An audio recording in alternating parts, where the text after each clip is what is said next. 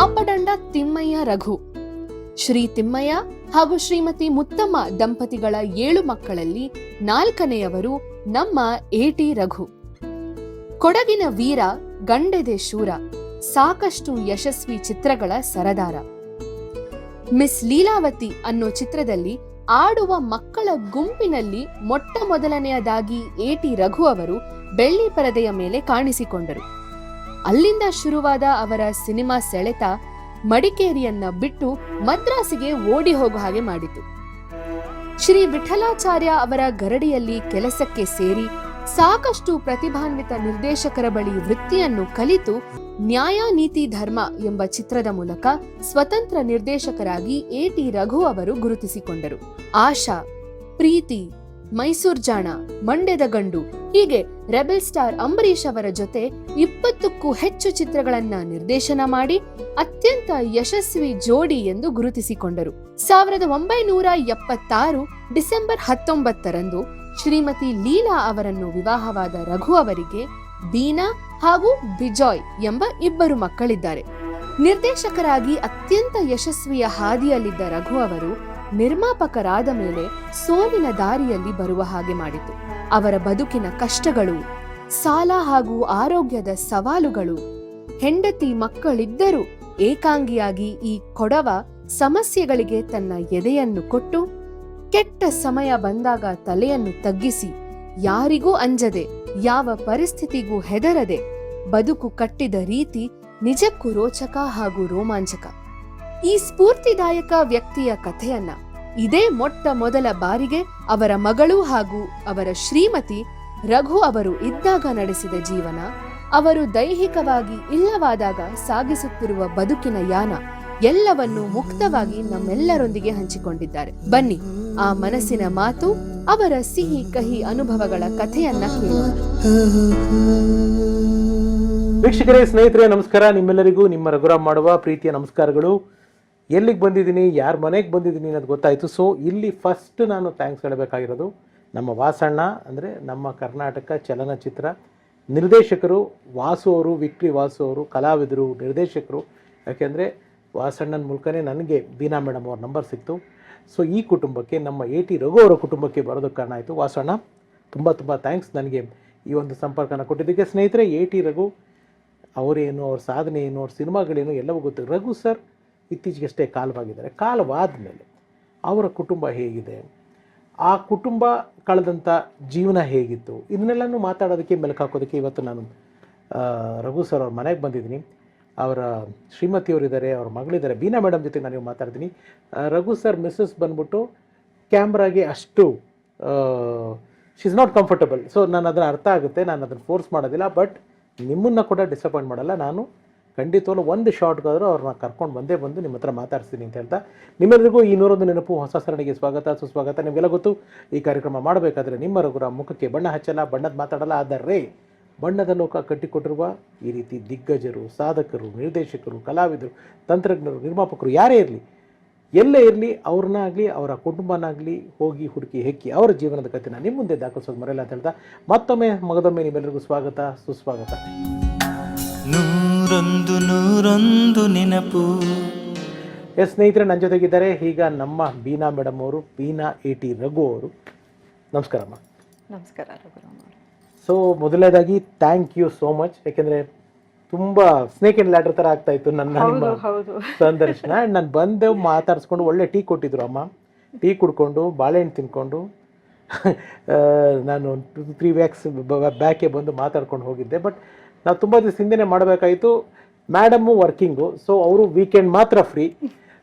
So ಆ ಟೈಮಲ್ಲಿ ಸ್ವಲ್ಪ ಮಿಸ್ ಮ್ಯಾಚ್ ಆಗ್ತಾಯಿತ್ತು. ಫೈನಲಿ ವಿ ಆರ್ ಹಿಯರ್, ಮಾಡ್ತಾ ಇದ್ವಿ. Thank you so much for accepting. Thank you Raghuram ಅವರೇ, ನೀವು ತುಂಬ ಕೋಆಪರೇಟ್ ಮಾಡಿದ್ದೀರಾ. ಸೊ ಅದಕ್ಕೆ ತುಂಬ ಹೃದಯದ ಧನ್ಯವಾದ. ಥ್ಯಾಂಕ್ ಯು ಮಾ, ಥ್ಯಾಂಕ್ ಯು. ನಮ್ಮನ್ನು ಹುಡ್ಕೊಂಡು ಬಂದಿದ್ದಕ್ಕೆ ಹಾಗೂ ಕ್ಯಾಮ್ರಾ ಮುಂದೆ ಮಾತಾಡೋದು ಸ್ವಲ್ಪ ನನಗೆ ಇದೇ ಮೊದಲು ಅಂತ ಹೇಳ್ಬೋದು. ಹೇಗೆ ಮಾತಾಡ್ತೀನೋ ನನ್ಗೆ ಗೊತ್ತಿಲ್ಲ. ಆದರೆ ನೀವು ರಘು ಅವ್ರ ಮಗಳು ಸೂಪರಾಗಿ ಮಾತಾಡ್ತೀರಾ. ಆ ಜೀನ್ಸ್ ಇರುತ್ತೆ ನಿಮಗೆ, ತೊಂದರೆನೇ ಇಲ್ಲ. ಒಂದ್ಸತಿ ನಾ ಬಂದು ಮಾತಾಡ್ಕೊಂಡು ಹೋಗಿದ್ದು ಒಳ್ಳೇದಾಯ್ತು. ಅಯ್ಯೋ ಸ್ವಲ್ಪ ನಾನು ಅಟ್ಲೀಸ್ಟ್ ನಮ್ ಪರಿಚಯ ಇದೆ ಒಂಚೂರು, ಹೌದು ತೀರಾ ಸ್ಟ್ರೇಂಜರ್ ತರ ಅನ್ಸೋದಿಲ್ಲ. ಹೌದು. ನೀವು ಕ್ಯಾಮ್ರಾ ಇದೆ ಅನ್ನೋದನ್ನ ಮರ್ತು ಬಿಡಿ, ಆರಾಮಾಗಿ ನಾನು ನೀವು ಅವತ್ತು ಮಾತಾಡಿದ್ರೆ ಹಂಗೆ ಮಾತಾಡ್ಕೊಂಡು ಹೋಗೋಣ, ಏನು ತೊಂದರೆ ಇಲ್ಲ. ಸೊ ಫಸ್ಟ್ ಆಫ್ ಆಲ್ ಹೇಗಿದ್ದೀರಾ, ನೀವೇನು ಮಾಡ್ತಿದ್ದೀರಾ, ಎಲ್ಲಿ ವರ್ಕ್ ಮಾಡ್ತಾ ಇದ್ದೀರಾ? ನಾನು IT ಕಂಪ್ನಿನಲ್ಲಿ ವರ್ಕ್ ಮಾಡ್ತಾ ಇದ್ದೀನಿ. ಆಲ್ಮೋಸ್ಟ್ ಆಯಿತು, ಒಂದು 18 ವರ್ಷ ಆಯಿತು ವರ್ಕ್ ಮಾಡ್ತಾ. ಸೊ ಕಾಲೇಜ್ ಮುಗಿಸ್ಕೊಂಡು ಕೆಲಸಕ್ಕೆ ಸೇರ್ಕೊಂಡ್ಬಿಟ್ಟೆ. ಸೊ ಆವಾಗಿಂದ ಇವಾಗವರೆಗೂ ಕಂಟಿನ್ಯೂಯಿಂಗ್ ಟು ವರ್ಕ್. ಏನಮ್ಮ ಓದಿರೋದು ನೀವು, ಏನು ಕ್ವಾಲಿಫಿಕೇಶನ್? ನಾನು I done my masters in English, masters ಮಾಡಿದ್ದೀನಿ. ಹಾಗೆ ಯುನೋ ಸಮ್ ಕಂಪ್ಯೂಟರ್ ಕೋರ್ಸಸ್ ಆ ಟೈಮಲ್ಲಿ ಆ್ಯಪ್ಟೆಕ್ ಕಂಪ್ಯೂಟರ್ ಕೋರ್ಸ್ ಮಾಡ್ಕೊಂಡಿದ್ದೆ. ಹಾಗಾಗಿ IT ಕಂಪ್ನಿ ಸೇರಿಕೊಂಡೆ, ಅದೇ ಕಂಪ್ನಿನಲ್ಲಿ ಕಂಟಿನ್ಯೂ ಮಾಡ್ತಾ ಇದ್ದೀನಿ. ಹೇಗಿದೆ IT life? IT life IT ಅವರಿಗೆ ಗೊತ್ತಿರಬೇಕು. ಖಂಡಿತ ನಮ್ಮ ಬಣ್ಣದ ಲೋಕದಿಂದ ವಿಭಿನ್ನವಾದ ಒಂದು ಲೋಕ, ಬೇರೆನೇ ಲೋಕ. ಅದೊಂದು ಬೇರೆನೇ ಲೋಕ, ಹೌದು. So it's like any other world, corporate world, corporate ladder. Hectic ಅಂತೂ ಖಂಡಿತ ಇರುತ್ತೆ. ಎವ್ರಿಥಿಂಗ್ ಇಸ್ ಅಬೌಟ್ ಏನು ಹೇಳೋದು, ಮ್ಯಾಕ್ಸಿಮೈಸಿಂಗ್ ಅಂತ ಹೇಳ್ತಾರಲ್ಲ, ರಿಟರ್ನ್ ಆನ್ ಇನ್ವೆಸ್ಟ್ಮೆಂಟ್ ಎಲ್ಲ. ಸೊ ನಿಮಗೆ ಕೊಡೋ ಸಂಬಳಕ್ಕೆ ತಕ್ಕವಾಗಿ ನಿಮ್ಮಿಂದ ಕೆಲಸ ತಗೊಳ್ತಾರೆ, ಇಲ್ಲ ಅದರ 2ರಷ್ಟು ಕೆಲಸ ತಗೊಳ್ಳೋದು ಉಂಟು, ಜಾಸ್ತಿ ತಗೊಳ್ಳೋದು ಉಂಟು. So IT life is different. Generally ನಾನು ಏನಕ್ಕೆ ಈ ಪ್ರಶ್ನೆ ಕೇಳಿದೆ ಅಂದರೆ, ತುಂಬ ಜನ ಇವತ್ತಿನ ಯಂಗ್ಸ್ಟರ್ಸ್ಗಳು ಅಥವಾ ಯಾರೇ ಈ ಪರ್ಟಿಕ್ಯುಲರ್ ಕ್ಷೇತ್ರದಲ್ಲಿ IT BTನಲ್ಲಿ ವರ್ಕ್ ಮಾಡ್ತಿರೋರು ಸ್ಟ್ರೆಸ್ ಲೆವೆಲ್ ಜಾಸ್ತಿ ಆಗುತ್ತೆ, ತುಂಬ ನಾವು ಕೆಲವು ನಮ್ಮ ಲೈಫ್ ಸ್ಟೈಲ್ ಕಡೆ ಫೋಕಸ್ ಮಾಡೋದಕ್ಕಾಗಲ್ಲ ಅಂತೆಲ್ಲ ಹೇಳ್ತಾರೆ. Is it true? ಹೌದು. ನಮ್ಮ ಕೆಲಸದ ಒತ್ತಡ ಹೇಗಿರುತ್ತೆ ಅಂದರೆ, ಕೆಲವೊಮ್ಮೆ ವಿ ಎಂಡ್ ಅಪ್ ವರ್ಕಿಂಗ್ ಒಂದು 12 ತಾಸು ಆ ಥರ ಕೆಲಸ ಮಾಡೋದು ಉಂಟು. ಸೊ ಅದೊಂಥರ ರೋಲರ್ ಕೋಸ್ಟರ್ ರೈಡ್ ಅಂತ ಹೇಳ್ತೀವಿ. ಅದು ಒಂದೊಂದು ಸತಿ ಎಷ್ಟು ಮೇಲಕ್ಕೆ ಎತ್ಕೊಂಡು ಹೋಗುತ್ತೆ ಅಷ್ಟೇ ಕೆಳಗಕ್ಕೂ ಕರ್ಕೊಂಡು ಬಂದುಬಿಡುತ್ತೆ. ಹಾಗೆ ಕೆಲಸದ ಒತ್ತಡ ಕೂಡ ಹಾಗೆ ಇರುತ್ತೆ. Sometimes are peak, sometimes are low. So ಹಾಗೆ ನಾವು ಬ್ಯಾಲೆನ್ಸ್ ಮಾಡ್ಕೊಂಡು ಹೋಗ್ಬೇಕು. ಅಲ್ಲ, ಇದು ನಿದ್ದೆ ಮೇಲೆ ಊಟದ ಮೇಲೆಲ್ಲ ಪರಿಣಾಮ ಬೀರುತ್ತಾ? ಬೀರುತ್ತೆ. ಯಾರು ಇವಾಗ ಕರಿಯರ್ ಲ್ಯಾಡರ್ ಅಂತ ಅಂದ್ಕೊಂಡು ಅವ್ರ ಕೆರಿಯರ್ ಫೋಕಸ್ ಮೇಲೆ ಇರ್ತಾರೆ, ಖಂಡಿತ ಬೀರುತ್ತೆ. ಸೊ ನಾವು it is a personal choice, ನಮ್ಮ ಒಂದು ವೈಯಕ್ತಿಕವಾದ ಒಂದು ಚಾಯ್ಸ್, ನಿರ್ಧಾರ ಅಂತ ಹೇಳ್ಬೋದು. ನಾವು ಹೇಗೆ ನಮ್ಮ ಕೆಲಸ ಮತ್ತು ನಮ್ಮ ಯಾವುದ್ರ ಮೇಲೆ ನಾವು ಗಮನ ಕೊಟ್ಟು ಯಾವುದ್ರ ಹಿಂದೆ ನಾವು ಬೀಳಬೇಕು, ಹಾಗೆ ನಾವು ಎಷ್ಟು ತೃಪ್ತಿ ಪಡ್ತೀವಿ ನಮ್ಮಲ್ಲಿ ಇರೋ ಸಾಧನೆಗಳಲ್ಲಿ, ಇಲ್ಲ ಏನೇನು ನಮ್ಮ ಅನುಕೂಲಗಳಿವೆ, ಎಷ್ಟು ನಾವು ತೃಪ್ತಿ ಪಟ್ಟಿರ್ತೀವಿ ಅಷ್ಟು ನಮಗೆ ಒತ್ತಡ ಕಡಿಮೆ ಆಗುತ್ತೆ. ಯಾವಾಗ when we get into this rat race ಅಂತ ಹೇಳ್ತೀವಲ್ಲ, ಪೈಪೋಟಿನಲ್ಲಿ ನಾವು ತೊಡಗಿದಾಗ ಆಗ ಸ್ಟ್ರೆಸ್ ಲೆವೆಲ್ಸ್ ಜಾಸ್ತಿ ಆಗುತ್ತೆ. ಸೊ ಈಗ ನಿಮಗೆ ಅಂತ ಒಂದು ಮೀ ಟೈಮ್ ಸಿಗುತ್ತಲ್ಲ, ಅದು ವೀಕೆಂಡಲ್ಲೋ ರಜಾ ಇದ್ದಾಗಲೋ ಇಲ್ಲ ರಾತ್ರಿ ಮಲಗಬೇಕಾದ್ರೂ ಗೊತ್ತಿಲ್ಲ, ನೀವು ಯಾವಾಗ ನಿಮ್ಮ ಅನುಕೂಲಕ್ಕೆ ತಕ್ಕಾಗೆ ಆ ಮೀ ಟೈಮ್ ನಿಮಗೆ ಸಿಕ್ಕಿದಾಗ ನಿಮ್ಗೆ ಏನು ಬರುತ್ತೆ ತಲೆನಲ್ಲಿ ಥಾಟು?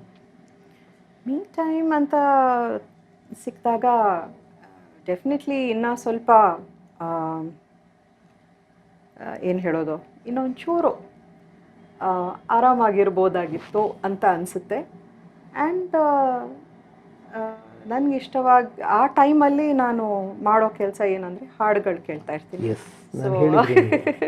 ಆ್ಯಂಡ್ ಮೇಡಮು ಹಾಡ್ತಾರೆ. ಇಫ್ ಇಟ್ ಪಾಸಿಬಲ್ ಪ್ರೋಗ್ರಾಮ್ ಎಂಡಲ್ಲಿ ಒಂದು ಲೈನ್ ಹಾಡಿಸ್ತೀನಿ. It is just a passion ಅಷ್ಟೇ.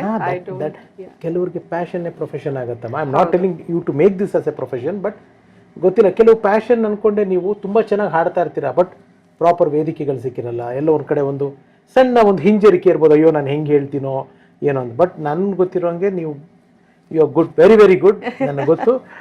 ನಮ್ಮ ಮುಂದಕ್ಕೆ if she feels okay, if ಒಂಥರ ಅವ್ರಿಗೆ ಅನ್ಕಂಫರ್ಟಬಲ್ ಆಗಿಲ್ಲ ಅಂದರೆ ನಾನು ಖಂಡಿತ ಅವ್ರ ಕೈಲಿ ಒಂದು ಸಾಲ ಹೇಳಿಸ್ತೀನಿ. ಎಸ್ ಮ್ಯಾಮ್, ನಾನು ಇಷ್ಟೆಲ್ಲ ಮಾತಾಡಿ ಈಗ ನಾನು ರಘು ಸರ್ ಜೀವನಕ್ಕೆ ಹೋಗೋಕ್ಕೆ ಇಷ್ಟಪಡ್ತೀನಿ. ಯಾಕೆಂದರೆ first thing I want you to be comfortable. ನೀವು ಕಾನ್ಷಿಯಸ್ ಆಗೋದು ಬೇಡ, ಆರಾಮಾಗಿರಿ ನೀವು. Thank you.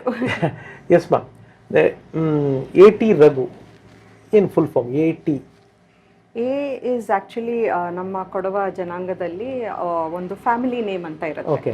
So A stands for Apadanda. So we belong to the Apadanda family. Okay. Apadanda family T ಬಂದ್ಬಿಟ್ಟು ಅವರ ತಂದೆಯವರ ಹೆಸರು ತಿಮ್ಮಯ್ಯ ಅಂತ. So so AT stands for the family name and the father's name. ಅಮ್ಮನ ಹೆಸರೇನು ರಘು ಸರ್? ಅಮ್ಮನ್ ಮುತ್ತಮ್ಮ. ಮುತ್ತಮ್ಮ ಇಸ್ ನಿಮ್ಮ ಅಜ್ಜಿ ಹೆಸರು. ನಾವು ನಮ್ಮ ತಾತನ ಸುಮಾರು he was with us till he was about 90+ ತನಕ ಅವರು ನಮ್ಮ ಜೊತೆ ಇದ್ದರು. ಆದರೆ ನಮ್ಮ ಅಜ್ಜಿನ ನಾವು ನೋಡಿಲ್ಲ, ಬಿಕಾಸ್ ಅವರು ನಮ್ಮ ತಂದೆಯವರು 7th ಸ್ಟ್ಯಾಂಡರ್ಡಲ್ಲಿ ಇರಬೇಕಾದ್ರೇ ಅವ್ರು ತೀರೋಗ್ಬಿಟ್ಟಿದ್ರು. ಎಷ್ಟು ಜನ ಬ್ರದರ್ಸ್ ಅವರೆಲ್ಲ they are 5 brothers and 2 sisters. So we have lost his elder sister and one of his elder brothers and ನಮ್ಮ ತಂದೆ. ಸೊ ಇವಾಗ 7 ಜನ. ರಘು ಅವರು ಎಷ್ಟನೇ ಅವರು? ರಘು ಸರ್ ಅವರು 4th, 4ನೇ. ನಾಲ್ಕನೇ. ಹೇಗಿತ್ತಂತೆ ರಘು ಸರ್ ಬಾಲ್ಯ? ತುಂಬ ಒಂಥರ ಏನಂತ ಹೇಳ್ತಾರೆ ಸಾಹಸಮಯ ಬಾಲ್ಯ ಅಂತ ಕೇಳ್ಪಟ್ಟೆ. ಒಂದ್ಸತಿ ಅಪ್ಪ ಏನೋ ಪ್ರಾವಿಷನ್ ತಗೊಂಬ ಅಂತ 100 ರೂಪಾಯಿ ಕೊಟ್ಟಾಗ ಚೆನ್ನಾಗಿ ಹತ್ಬಿಟ್ರು ಅಂತ ಕೇಳ್ಪಟ್ಟೆ. ಹೌದು ಹೌದು ಅದು ನನಗೂ ರೀಸೆಂಟಾಗೇ ಗೊತ್ತಾಗಿದ್ದು. ನಮ್ಮ ತಂದೆಯವರಿಗೆ ಸಿನಿಮಾ ಹುಚ್ಚು ಬಾಲ್ಯದಿಂದನೇ ಬಂದಿತ್ತು. ಸೊ ಬಟ್ ಅವ್ರ ತಂದೆ ತುಂಬ ಸ್ಟ್ರಿಕ್ಟ್ ಆಗಿದ್ರು. ಸೊ ಹಿ ವಾಂಟೆಡ್ ಅವರು ತುಂಬ ಚೆನ್ನಾಗಿ ಓದ್ತಾ ಇದ್ರು. He was very good in his academics. ಹೌದು. ಸೊ ಅವ್ರು ಓದ್ ಕಡೆ ಗಮನ ಇರಲಿ ಅಂತ ನಮ್ಮ ತಾತ ತುಂಬ ಇಷ್ಟಪಡ್ತಾ ಇದ್ರು. ನಮಗೆ ಸಿನಿಮಾದು ಏನು ಗಂಧನೇ ಇಲ್ಲ, ನಮ್ಮ ಫ್ಯಾಮ್ಲಿ ಆಗಲಿ ಏನೂ ಆಗಲಿ. It is complete. ಇವಾಗ ಹೋಗಿ ನಾವು ಹೇಗೆ ಪ್ರೇಕ್ಷಕರು ಹೋಗಿ ಒಂದು ಸಿನಿಮಾ ನೋಡಿ ಬರ್ತಾರೆ, ಹಾಗೆ ಅವರು ಒಂದು ಪ್ರೇಕ್ಷಕರ ಥರನೇ ಜೀವನ ಮಾಡ್ತಾಯಿದ್ರು ರಘು ಅವರು, ಅವ್ರ ಫ್ಯಾಮಿಲಿಯವರು ಹಾಗೆ. ಬಟ್ ಅವರು ಸ್ಕೂಲ್ಗೆ ಹೋಗ್ತಾ ಬರ್ತಾ ಅದೊಂದು ಸಿನಿಮಾ ಥಿಯೇಟರ್ ಇರ್ತಾಯಿತ್ತು. ಆ ಥಿಯೇಟರ್ ಪಾಸ್ ಆದಾಗ ಆ ಸೌಂಡ್ಸು, ಆ ಸಿನಿಮಾ ಪೋಸ್ಟರ್ಗಳು ಅದೆಲ್ಲ ನೋಡಿದಾಗ ಒಂದು ಫ್ಯಾಸಿನೇಷನು, ಏನಿದು ಹೇಗೆ ಮಾಡ್ತಾ ಇರ್ಬೋದು ಅಂತ ಒಂದು ಕುತೂಹಲ, ಒಂದು ಫ್ಯಾಸಿನೇಷನ್. ಸೊ ಅದೇ ಒಂದು ಫ್ಯಾಸಿನೇಷನ್ ಅವ್ರನ್ನ ಆವರಿಸ್ತು. ಅಲ್ಲಿ ಮಡಿಕೇರಿಯಲ್ಲಿ ಶೂಟಿಂಗ್ ಅಂತ ಮಿಸ್ ಲೀಲಾವತಿ ಅವರ ತಂಡ ಬಂದಿತ್ತಂತೆ. ಸೊ ಆ ಶೂಟಿಂಗ್ ನೋಡೋಕ್ಕೆ ಅವ್ರನ್ನ ಕರ್ಕೊಂಡು ಹೋಗಿದ್ರು. ಅಲ್ಲೊಂದು ಶಾರ್ಟ್ನಲ್ಲಿ they wanted one small boy to act ಮಾಡೋಕ್ಕೆ. ಒಂದು ಕುಂಟನ ಪಾತ್ರ, ಸಣ್ಣ ಮಗು, ಅವನು ಕುಂಟ್ತಾ ಇದ್ದಾನೆ, ಅವನ ಕೈಗೆ ಚೆಂಡು ಬರುತ್ತೆ, ಮಕ್ಕಳೆಲ್ಲ ಆಡ್ತಾ ಇರಬೇಕಾದ್ರೆ. ಸೊ ಅದಕ್ಕೊಂದು ಯಾರನ್ನೋ ಹುಡುಕ್ತಾ ಇದ್ರು, ನೀನು ಮಾಡ್ತೀಯಾ ಅಂತ ರಘು ಸರ್ನ ಕೇಳಿದ್ರು. ಹಿ ವಾಸ್ ಅ ಸ್ಮಾಲ್ ಬಾಯ್ ಆವಾಗ. ಸೊ ಅವ್ರನ್ನ ಕರೆದ್ಬಿಟ್ಟು ಆವಾಗ ಅವರಿಗೆ ಫಸ್ಟು ಅಲ್ಲಿ ಶೂಟಿಂಗ್ ನೋಡೋಕ್ಕೆ ಬಂದಿರೋದಕ್ಕೆ ಏನಾದರೂ ಬೈತಾ ಇದ್ದಾರೇನೋ ಅಂತ ಒಂದು ಭಯ ಇತ್ತು. ಆದರೂ ಹೋಗಿ ಏನು ಅಂತ ಕೇಳಿದಾಗ, ಈ ಥರ ಪಾತ್ರ ಮಾಡ್ತೀರಾ ಅಂತ ಕೇಳಿದಾಗ ತುಂಬ ಸಂತೋಷ ಆಯಿತು. ಅಯ್ಯೋ, ನಾನು ಪರದೆ ಮೇಲೆ ನೋಡ್ತಾ ಇದ್ದದ್ದು ಸಿನಿಮಾಕ್ಕೆ ನನ್ನನ್ನು ಇದು ಮಾಡ್ತಾ ಇದ್ದಾರೆ, ಕರಿತಾ ಇದ್ದಾರೆ ಅಂತ ಹೋಗಿ ಪಾತ್ರ ಮಾಡಿದರು. ಅದು ಓಕೆ ಅಂತ ಆಯಿತು. So he was very excited about that. ಇವಾಗ ಇದೆಯಾ ಸ್ಕ್ರೀನಲ್ಲಿ? ಇನ್ನೂ ಅದು ಸ್ಕ್ರೀನಲ್ಲಿ ಇರಬಹುದು. ಹಾಂ, ಮಿಸ್ ಲೀಲಾವತಿನಲ್ಲಿ ಅದೊಂದು ಮಕ್ಕಳೆಲ್ಲ ಆಟ ಆಡ್ತಾ ಇರೋ ಒಂದು ಸನ್ನಿವೇಶ.